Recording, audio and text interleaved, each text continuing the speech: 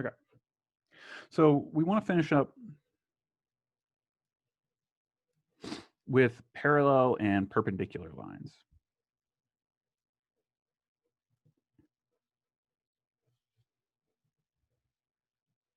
So two lines are parallel if the slopes are equal. Perpendicular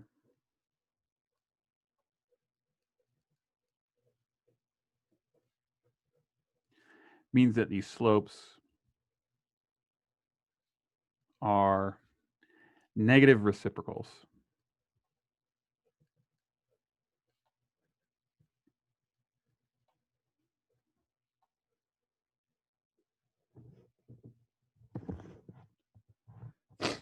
So what do we mean by that? So slopes being equal, that should be fairly clear. If I have two lines and two different slopes, M1 and M2, they're equal. Negative reciprocals means that one slope is related to the other slope by taking the reciprocal, so 1 divided by that slope, and then negative of that. Excuse me for one.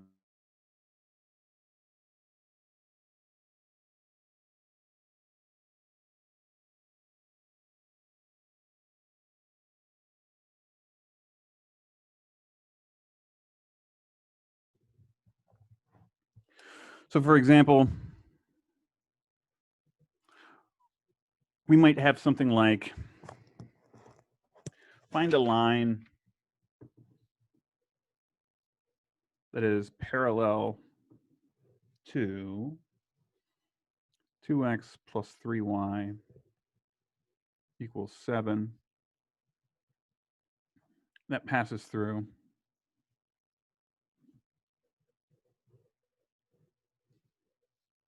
1, 5. So what is the two pieces of information we need for our line? We need a point and a direction, a point and a slope. They give us the point that we want to pass through. So we just have to determine what information are we given about the slope and how can I find the slope. We're told that it's parallel to this line. And so that means it should have the same slope as that line. So when you see lines in this form, I actually think we skipped over this on Friday. This is called standard form.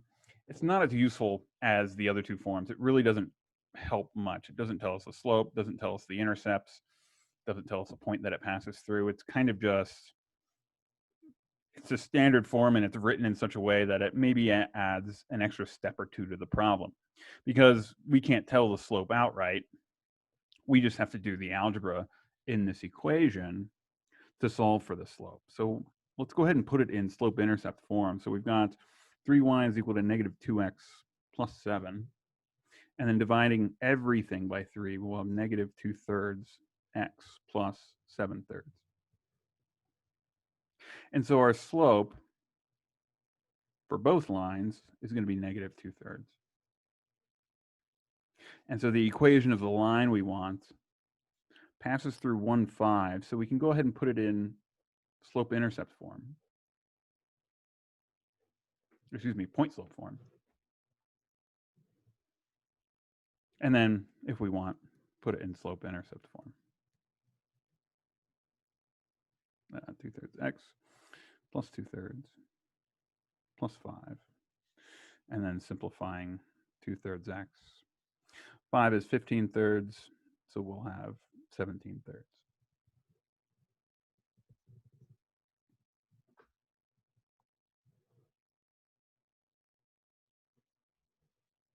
Conversely,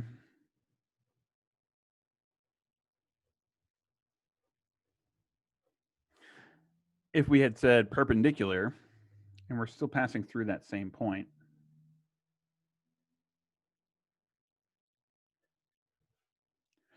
we have the 0.15 and we need a perpendicular slope. So in this case, our slope, we need to take the reciprocal, so flip the fraction, and then multiply by a negative, so that'll make it positive. So our slope is going to be positive 3/2. And again, now that we have the slope and the point that it passes through, we can simply write it down in point slope form.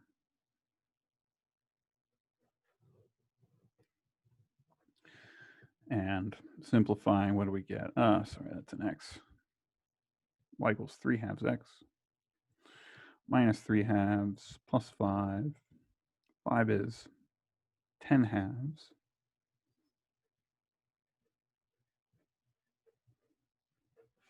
And so we'll get y is 3/2 x plus 7/2.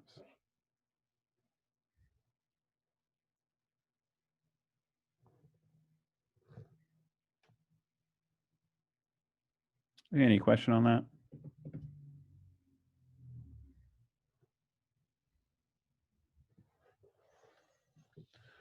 Okay, so let's talk about parabolas.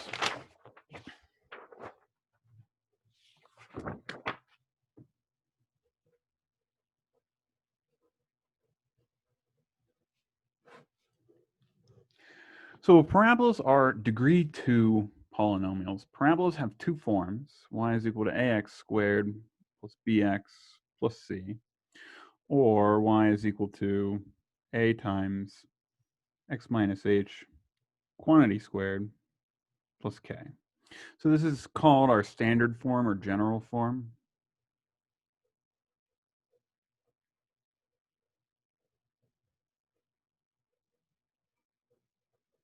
And this is called vertex form. And in both situations, we want the leading coefficient to be non-zero. So it's got to be at least, it's usually 1, but of course it could be a fraction, it could be positive, it could be negative, it could be any number, just not 0. 0 would give us essentially a line. So the thing we like and want to start off with is actually going to be vertex form and starting working with vertex form. Why is it nice?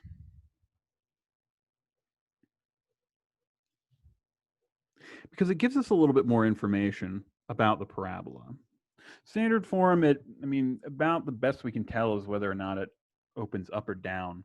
But if we're working on these function transformations that we have been over the past week or so, then vertex form tells us quite a bit.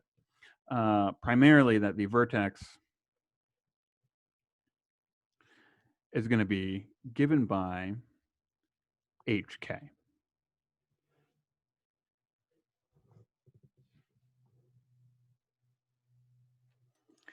And moreover, if a is positive, the parabola opens upward. If a is negative, it opens downward.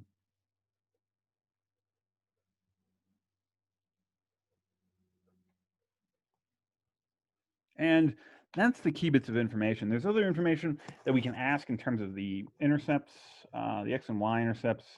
We'll get to that when we get to sketching it and graphing it a little bit. So let's practice that. So the vertex of the parabola is always going to be the minimum or the maximum. So if it opens upward, it's going to look like this. If it opens downward, of course, it'll be an upside down U, and it will have at its center HK. Its axis of symmetry then is going to go directly through that. So, question, what transformations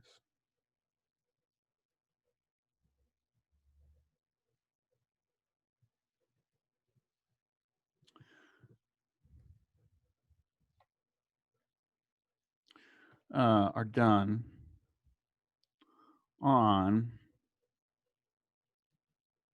x squared? So x squared is kind of like the base function. It is the most simple parabola to get.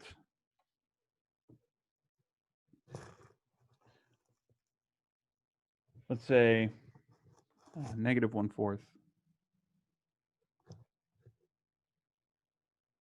x minus 4 quantity squared plus 2.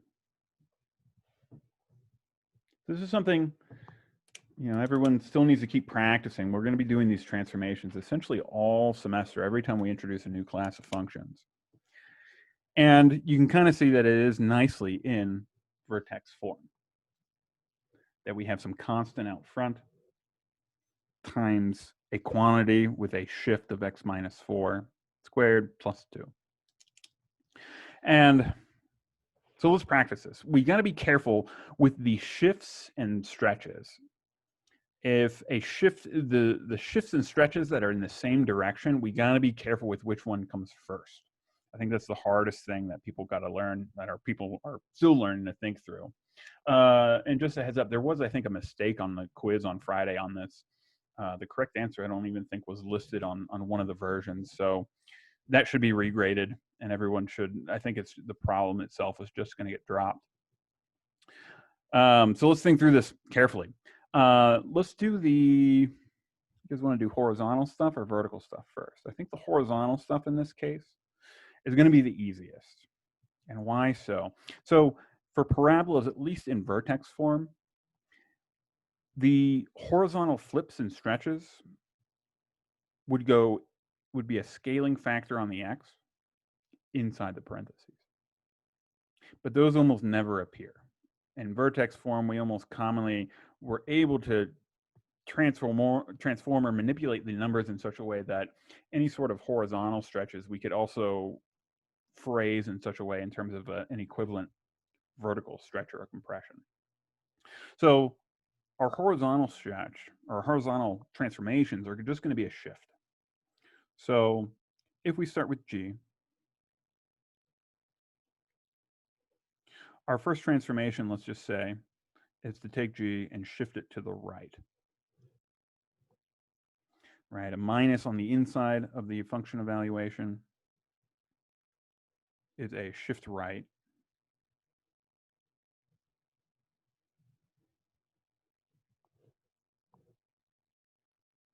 And then what do we want to do next? And this is where we got to be careful of the order of whether we flip. So this is a flip and a compression vertically, and this is a shift vertically. But we got to be careful of which one we do first. Any ideas? What do you guys want to say?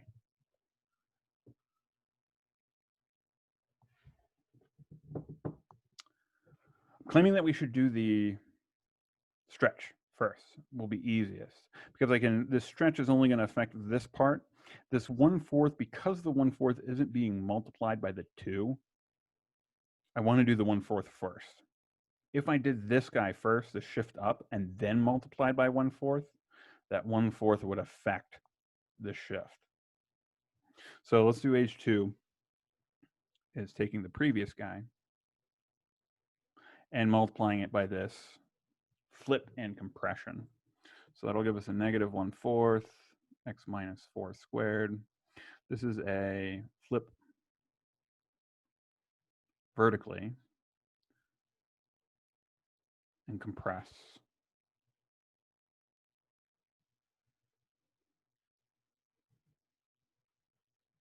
vertically by 4. And then the last transformation is to take the previous one and shift up 2. And now this shift up 2, it's not getting in the way of any of the other transformations. I'm just adding 2 on the outside.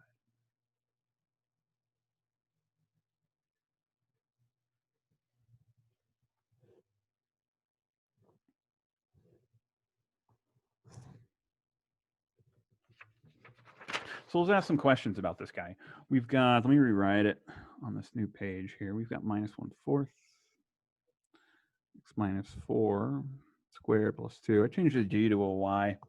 Not a big deal there. So questions we can ask and determine about this. Well, the vertex, if it's in vertex form, easy to write down.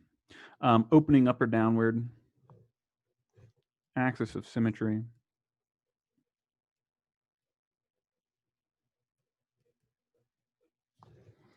And then the intercepts. So the x-intercepts,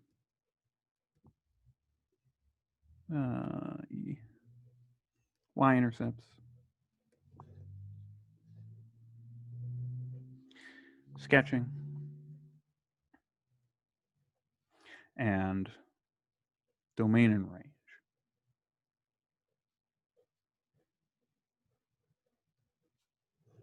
These are basically all the things we could ask about a parabola.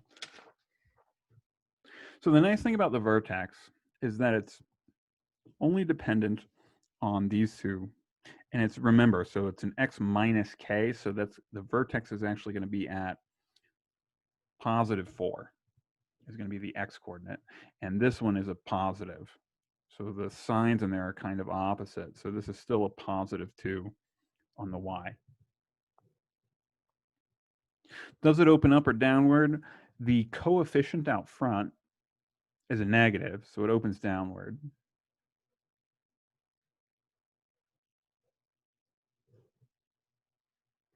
The axis of symmetry, since it's a vertical line, it's always going to be x equals something, right? It's a constant. It's what x value do I sit at? Y can be anything going up and down for the axis. And, well, what is the axis of symmetry? It goes right through the vertex. And what is the x coordinate of the vertex? 4. So axis of symmetry is always x equals the x coordinate of the vertex. The x-intercepts, y-intercepts, we got to do a little bit of work on. This is where the two different forms kind of come into play. The x-intercepts aren't hard to get from this. Sometimes they're easier to get when it's in general form. The y-intercept is certainly easier to get when it's in general form. But we can determine those, not too difficult of a process to determine it when it's in vertex form. So let's do some scratch work below here. So what are x-intercepts? X-intercepts occur for any function, no matter which one we have, will cross the x-axis when y is equal to 0. So we just set y equal to 0 and solve.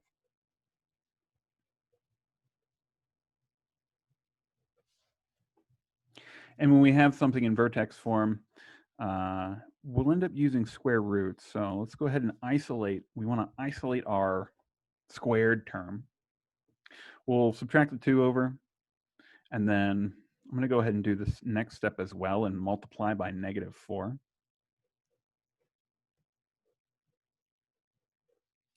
So subtracting the 2 over, once I subtract that 2 over, I multiply both sides by negative 4 to get rid of this guy. And so we'll have 8 is equal to x minus 4 squared. And big note, so for the rest of this course,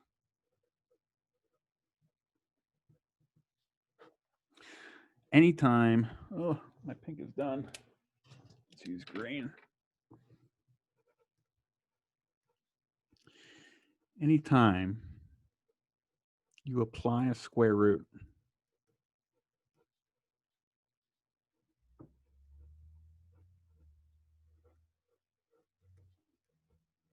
yourself, meaning that the square root's not written in the problem already.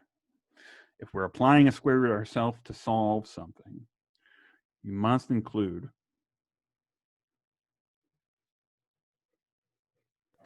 Are you done in here after this? Yes. Thank you. So be careful. plus or minus. All right. Thank you. Did everyone catch that?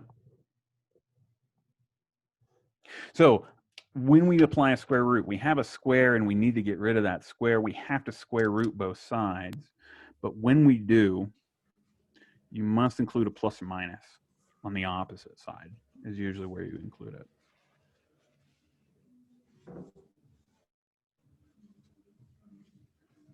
And so now I can add 4 over, and we'll get 4 plus or minus square root of 8 are our x-intercepts. And there should be 2. For vertexes or for parabolas, if the vertex is not on the x-axis, there should be either 2 or 0 if it opens upward. So let's simplify this. We can write it as 4 plus or minus 8. So to cover square roots briefly, it's 4 times 2. And because 4 is a perfect square, I can take the square root of 4, which is just 2. Square root of 8 is going to be 2 square root of 2. And there are two, we write it like this, but just for posterity, it is two separate numbers. So 4 plus 2 square root of 2 is 1, and the other one is 4 minus 2 square root of 2. Gives me the other root. So our x-intercepts, 4 plus or minus 2 square root of 2.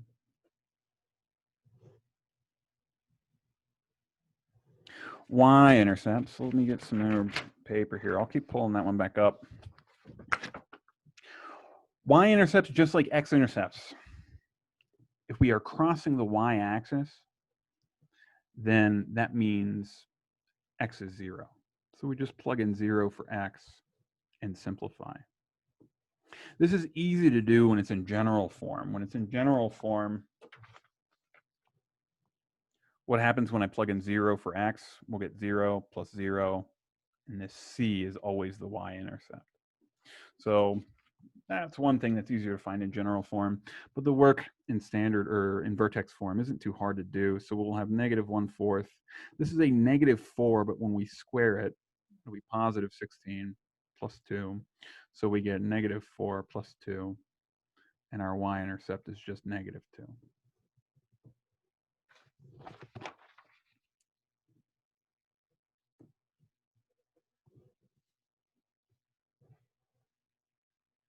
Let's do the domain and range first before sketching it.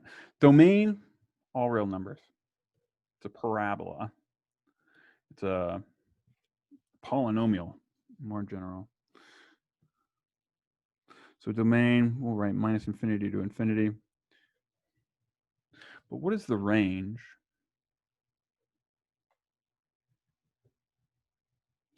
Range is going to be from the vertex and then either up or down. So it's the y coordinate since we're looking at the range. So it's either going to be 2 to infinity or negative infinity up to 2.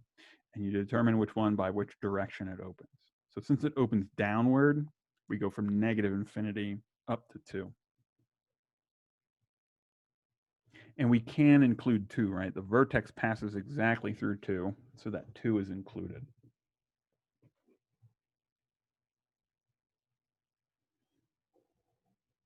So let's graph this now.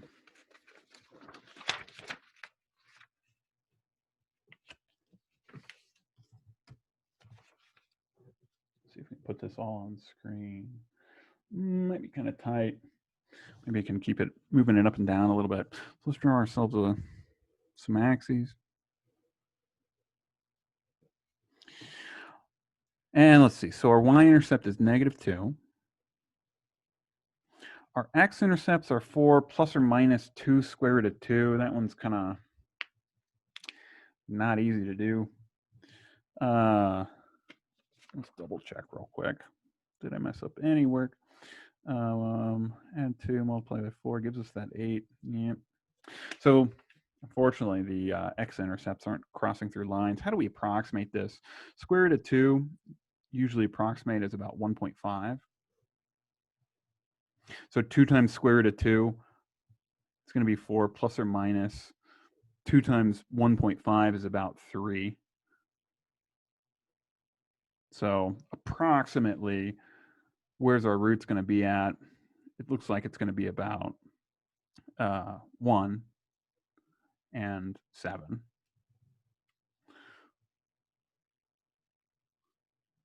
So we've got 1, 2, 3, 4, 5, 6, 7. So we'll have an intercept here, and an intercept here, approximately.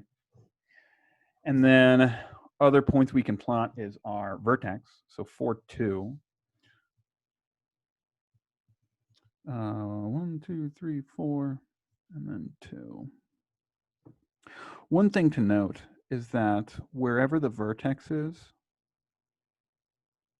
the x-intercepts should always be symmetric, right? So if my vortex is here at 2, we see that the 2 x-intercepts are symmetric about that. And then we know that it opens downward. So now we can just kind of connect all those dots. Comes up, and it's kind of broad. And continues.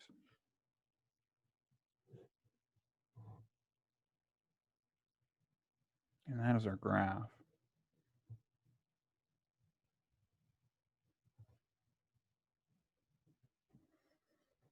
Any questions on that guy?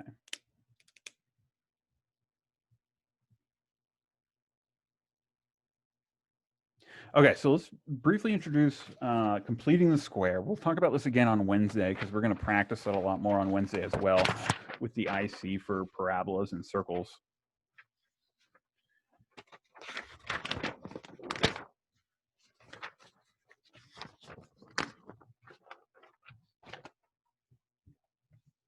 But it's something I don't want to spend too much time on, but I want to introduce it because it's one of these things that I want to introduce it a lot, or I want to talk about it often because it's good to see a lot of different times.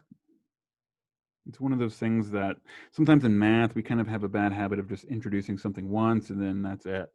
Some things you can learn that way, other things you've really just got to see a few times and practice often. So completing the square means we want to put a parabola, let's say a parabolic equation, in vertex form.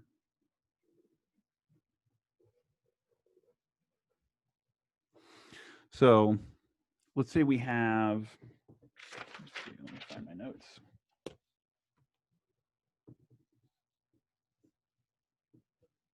Just x squared plus 18x. And the question is, what number must be added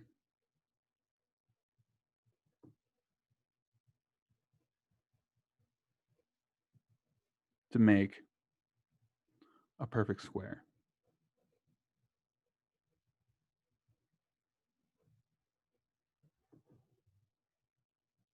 And so this is what the information that it depends on. The constants that are given often in standard form of quadratics don't matter. It's only the squared term and the linear term and the coefficients in front of those. So what you want to do is you want to start with the linear coefficient, so the degree 1 coefficient. Divide by 2.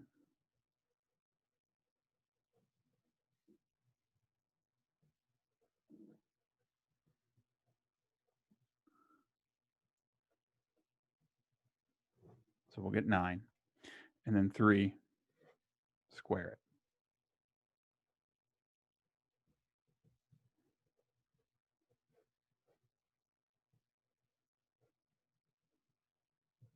And that's what we need to add, or that's the number we need here in order for it to be a perfect square. Namely, if I take x squared plus 18x, and if we have an 81 here, now this is a perfect square, and it's going to equal x plus 9 quantity squared. Check that. So if we FOILed this out, let's write it as this, 2 factors. We'll get x squared plus 9x plus 9x plus 81.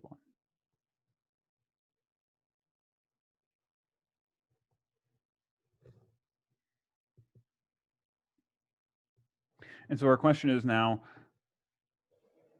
how do I actually apply this if I'm given a parabola? So let's say we need to put an equation in vertex form. As we saw in the last example, vertex form's kind of nice. It really is a nice way to graph it because it tells us where the vertex is, tells us where the axis of symmetry is. Got to do a little bit of work to find the x-intercepts and the y-intercept, but it's not too difficult. But it gives us enough information that finding all of those then makes it pretty easy to graph. So let's put this in vertex form, and let's say we have g of x is equal to x squared minus 12x plus 7. In order to put it in vertex form, we want to only consider these first two terms, like we did here. Those are what determine how we create a perfect square. And essentially, we want to do that same process, complete, and make a perfect square out of x squared minus 12x. So we would take 12, divide by 2, and then square it to get 36. The difference in this case is we were actually given an equation. If we're actually given an equation, we got to be careful. We cannot just throw in a 36 callously. We have to make sure that we keep the same equation. So if I'm going to add 36, I also have to subtract off 36. We cannot change anything. We just want to make it look differently. And now once we've done that, you want to kind of group those terms together. So I always add the 36 first, then subtract the 36. You always want this term to be positive. And that creates our perfect square. So this box I have in green is going to be x now minus whatever b over 2 is goes here. So this guy is what goes there. So our b was negative 12. B over 2 should have been, to be more precise, would have been negative 6. And of course, our negative 6, when we square it, is why that's always positive. And so this sign determines what sign goes in the perfect square. And the last one, we had a plus 18, so we ended up a plus 9 quantity squared. Since we have a negative 12x, goes to a minus 6 quantity squared. And now we can just simplify our constants. So negative 36 and 7 gives me a negative 29. And again, we didn't manipulate or we didn't change our function. Exact same function, we just made it look different. But now we can identify the vertex is going to be at positive 6, negative 29.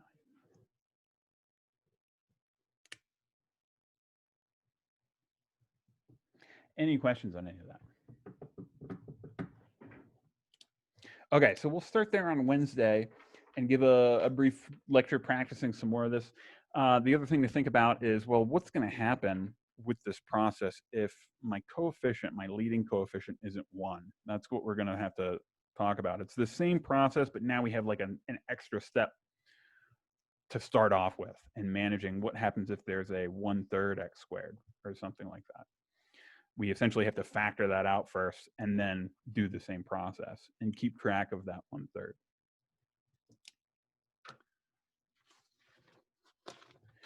Okay, so